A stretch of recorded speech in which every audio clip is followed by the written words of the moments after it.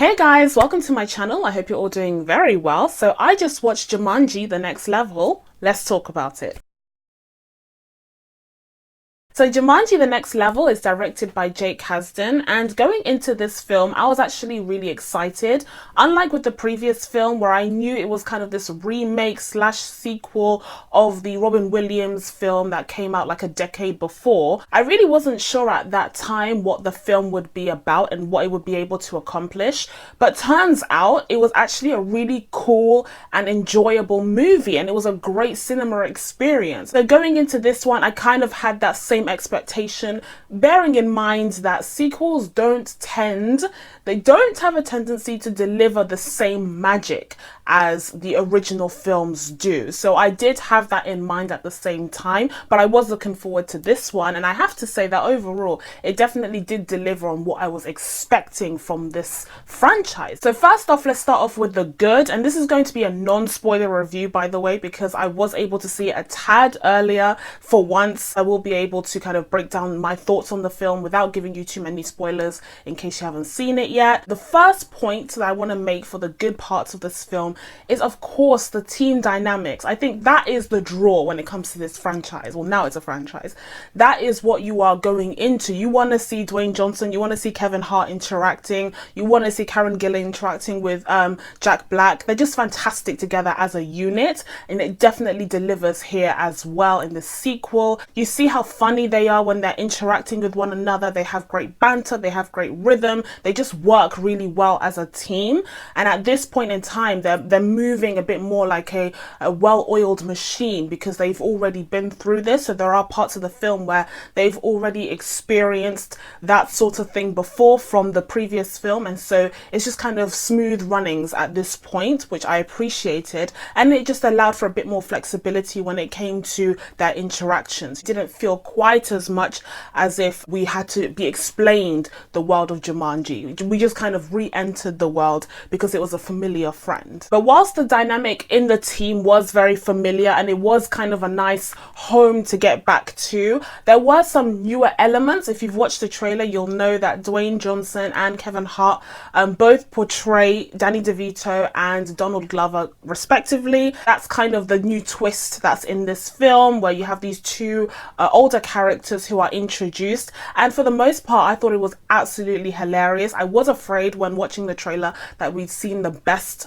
jokes from that little shenanigans, but actually there's just more to come. It's really funny to see them take on these roles, especially Dwayne Johnson as Danny DeVito. It's crazy because you buy into it. You buy that he has Danny DeVito in his soul, in his spirit, and he's just the avatar that's housing him. Like it's actually very effective and it's very funny. There are moments where it does kind of shake a little bit, just like with any comedy. There are moments where things kind of lull down, but the clever thing that this film does actually is shake things up a little bit. And I won't say how, but it definitely has some twists and turns in there where if you feel like the characters are getting a bit stale and getting a bit repetitive, they do freshen it up a little bit because of these twists and turns, which again I will not reveal here. I think if there was one person whose performance very much stayed consistent with the previous film and there wasn't a lot of change in her, it would be Karen Gillan's character, because she basically portrays the same girl that she did in the previous film. She doesn't get that kind of shake up to play around with, but I will say at the same time that she kind of acts as a glue. She glues together the first film and the second, as well as the team members themselves. So I actually think it is very effective to have that one character who acts as kind of a constant, and at the same time they did kind of give her more to do. She definitely plays more of a leadership role in this film than she did in the previous one, but also at the same time she's still a badass character. That's what I like about this character. So I definitely enjoy that aspect of the team. I mean, everyone in the team just has a few more facets to them than their just two-dimensional archetypes that they initially portray. Speaking of the team, we do also have the addition of Aquafina, who joins the team for this film, and I really liked her. I think her performance was funny. She's always really funny, but I think in contrast to what she did in Crazy Rich Asians, where it was very hammed up, it was very exaggerative, and I thought sometimes a little bit too stereotypical and a bit too aggressively, you know, ha ha, laugh at me, I'm so funny. Like in this case, I felt like again, super funny, but it wasn't as forced for me. And I definitely felt like the character had a few more emotional moments. Again, no spoilers here, but there are a few emotional and deeper moments, and I think she was very much able to convey that emotion very well and not ruin it with, you know, inappropriate funniness. So she definitely treaded the line between drama and comedy very well. Although keep in mind, we are talking about Jumanji the Next Level here. We're not talking about The Farewell. So keep your expectations low in terms of the drama aspect. But there definitely are moments of levity, but also of like actual emotion and depth, which I appreciated in this film. And I think where she's concerned, she delivers them very, very well. Now, this film is called The Next Level, and I think it definitely delivers on that. The previous Jumanji film, honestly, I can't really remember the specific story beats that the previous film hit. I don't think that's the purpose of these films, and we'll get to that later on in this review. But when it comes to the challenges and the game itself, I definitely think they amped it up a notch. They really built upon the world of Jumanji, giving it far more environments. I don't know if that's geographically possible, that Jumanji would have all of these different environments, and you have a tundra, you have a desert, you have, you know, rainforests all within a few miles of each other. But that's beside the point. I think it was enjoyable to watch in the cinema. It made for a great cinema going experience, just like the first one, but just amped up another level. It's definitely very CG heavy, that goes without saying, but I do think that it does work effectively to just give you a spectacle to watch. And finally, for this category, I will give it up for some of these story elements for this film. I think it works the best once again when it's focused on the core team, but not just the team that actually goes into the game, the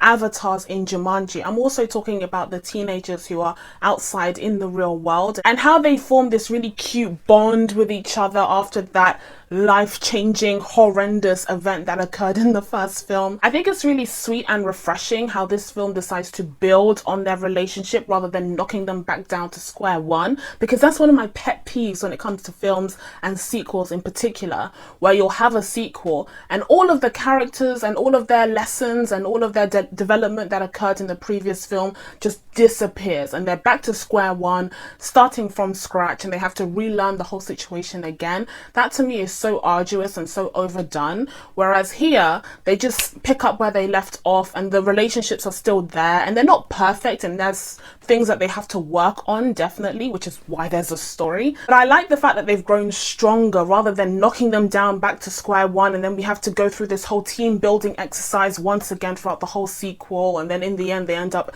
exactly the same place that they did at the end of the first film. Do you see what I'm saying? So that definitely doesn't happen here. Again, there are some conflicts because of course there are, something needs to happen for there to be a film, but I like the fact that the character development that occurred in the first film doesn't just disappear. And on top of that, the reason why they end up in the game is actually pretty understandable and actually pretty relatable in some ways. Alright, so now that we've done the good, let's talk about some of the things that I didn't quite love about this film. First things first, let's get this out of the way. The story elements of Jumanji are not what you go to see in the cinema. That you don't really care about the story or the plot of the actual game of Jumanji. And as a result, it's just trash. It's so generic. Like you could hold a gun to my head, I wouldn't be able to tell you what the game of Jumanji was this time around. I don't know the villain's name. He was just generic, you know, generic bad guy, takes generic MacGuffin, and you have to go and find it and then return it back to its rightful place, and then you get released from the game. Like that's it. You know exactly what you're going to see. You know what you're getting into when you're going into this film. It's really not about the destination at this point. It's very much about the journey there. That's the kind of exciting part when it comes to this franchise, not the actual, I don't know what was going on, and it doesn't matter. You don't need to know what was going on. All you need to do is just laugh at the jokes, have a great time watching them almost die and then not die and then almost die again and then not die and then almost die.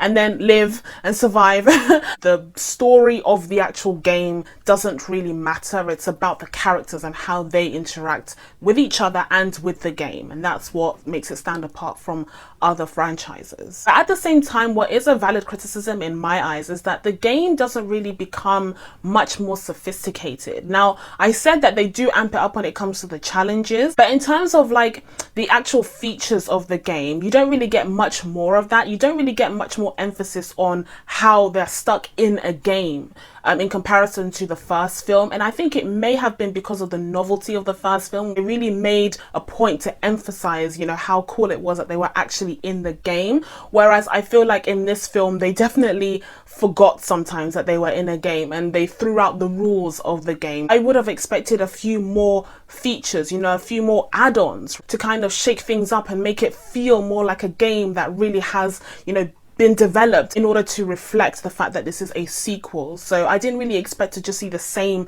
video game features just with different challenges. However, there is one video game feature that they definitely utilize, and perhaps a bit too much and too ineffectively, and that is of course that each character only has 3 lives.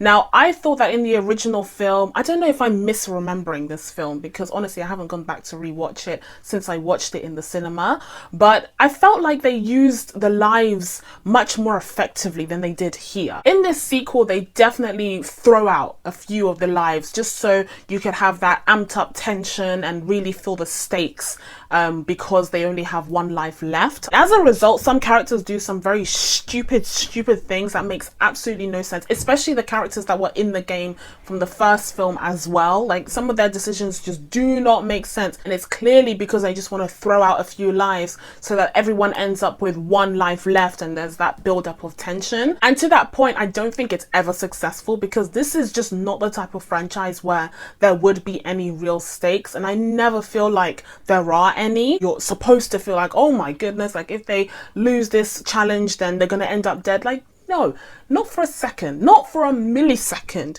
do you think that these people are actually in any real danger. And finally, I will say that although I did think that the challenges had really amped up a notch and had gone to the next level, there were a lot of moments where people were just standing around talking. Now, I understand for the first act of the film because they're introducing the characters of Danny DeVito and Donald Glover, who play a really significant role in this film, by the way. They're not just cameos. Plus, on top of that, they need to explain the situation with the gang and show us why it is they have to return to Jumanji. But then throughout the film, when they even go to Jumanji, there are moments where everyone's just standing around and talking and not really getting up to much. And they use the excuse of having the 2 older men within, you know, Kevin Hart and Dwayne Johnson, as a reason why, you know, the rules need to be repeated so that they could understand what was going on. But they never really do understand what's going on. It's kind of like an old people joke. I definitely think sometimes it does stall the actual film where you're trying to get things going because that's what you want to see when it comes to Jumanji film. But there are a few moments where it's stalled and it feels like a stop-start situation. So overall, it did end up being just a really enjoyable popcorn flick with a few moments of genuine depth of emotion in there to kind of make the characters feel a little bit more well-rounded. So as a result, I'm going to give Jumanji: The Next Level a 7 out of 10. So that's it from me. Now that I've told you guys what I thought of Jumanji: The Next Level, it's time for you guys to let me know what you thought of the film down in the comments below. Please be sure to subscribe to catch new videos coming up. Thank you guys so much for watching. I really appreciate it, and I will see you in the next one. Bye!